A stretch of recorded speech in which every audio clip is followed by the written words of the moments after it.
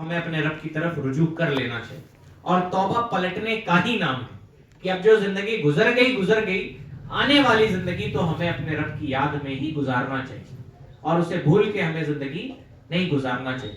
حضرت حسن بصری کے زمانے کا ایک واقعہ ہے.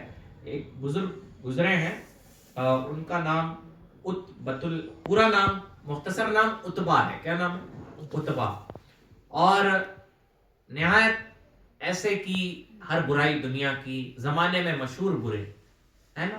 ایک بار حضرت حسن بصری کے بارگاہ میں آ گئے اور حضرت حسن بصری قرآن مجید کی کسی آیت کی تفسیر بیان کر رہے تھے. آیت کا ترجمہ یہ ہے کہ کیا مسلمانوں کے لیے, مومنوں کے لیے وہ وقت نہیں آیا ہے کہ وہ اپنے رب کی طرف لوٹ آئے؟ اور حضرت حسن بصری نے ایسی تفسیر بیان کی اس آیت کی کہ لوگ رونے لگے, دہاڑے مار کے رونے لگے. وہ نوجوان کھڑا ہوتا ہے اور کہتا ہے کیا اللہ تعالیٰ مجھ جیسے گناہگار کو بھی معاف کر دے گا؟ حضرت حسن بصری نے فرمایا ہاں معاف کر دے گا. وہ نوجوان چیخ مارتا اور بے ہوش ہو جاتا. حضرت حسن بصری نے اس موقع پہ کچھ اشعار پڑھے تھے عربی میں, جس کا ترجمہ یہ ہے کہ اگر تم گناہوں میں ہی زندگی مفہوم یہ ہے کہ اگر تم گناہوں میں بھی ہی زندگی گزارنا چاہتے ہو تو ٹھیک ہے, ورنہ تمہیں اپنے رب کی, جس میں اللہ کی طرف رجوع کرنے کی باتیں. وہ قریب آ کر اس بے ہوش نوجوان کے پاس یہ اشعار پڑھتے ہیں. نوجوان پھر سے ہوش میں آتا ہے اور کہتا ہے حضرت حسن بصری اے شیخ, کیا حقیقتاً اللہ مجھ جیسے گناہگار کو بھی معاف کر دیتا ہے؟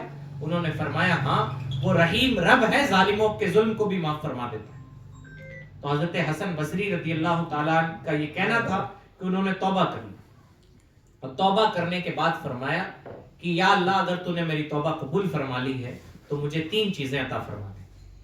پہلی یہ کہ تو مجھے ایسا قوت حافظہ عطا فرما کہ میں قرآن یاد کر کے اور علم دین سیکھ کے تو قوت حافظہ کے ذریعے دنیا میں میری عزت افزائی فرما, ہے نا. کسی کو قرآن یاد ہوتا ہے, لوگ اس کی عزت کرتے ہیں.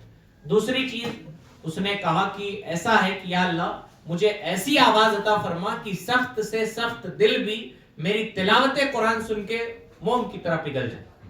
اور تیسری بات یہ مولا مجھے رزق حلال عطا فرما. سبحان اللہ. یہ 3 چیزیں مانگی. تاریخ گواہ ہے اتبا نام کے وہ ولی اللہ کی بارگاہ میں روزانہ کچھ روٹیاں اور 2 پیالے شوربے روزانہ کہاں سے آتے تھے یہ لکھنے والے راویوں نے بھی نہیں جانا, ہے نا. اور اللہ نے ایسا قرآن پڑھنے کا ہنر عطا فرمایا کہ وہ جب قرآن پڑھتے تو لوگوں کے دل پگھل جاتے. اور اللہ تعالیٰ نے قوت حافظہ بھی ایسا عطا فرمایا کہ وہ حضرت اتبا جو اپنے زمانے میں برائیوں کے لیے مشہور تھے, آج ہم آپ ان کا ذکر خیر کرتے. ایسے حضرت اتبا. تو یاد رکھیں جب بندہ اپنے رب کی طرف لوٹتا ہے اور توبہ کرتا ہے, اور قرآن مجید کی آیت ہے, غلطی ہوگی تو بتا دیجئے گا, توبوا الی اللہ توبۃ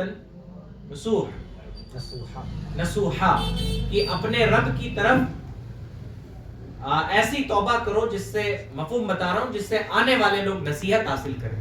ایسے کچی پکی توبہ نہیں کہ توبہ کی اور چھوڑ دی, ہاں ٹھیک ہے آج سے نمازیں پڑھیں گے چھوڑ دیا, اپنے رب کو یاد رکھیں گے چھوڑ دیا. نہیں, ایسی کچی پکی بات نہیں, بلکہ فرمایا گیا اپنے رب کی بارگاہ میں توبتاً نصوح کرو.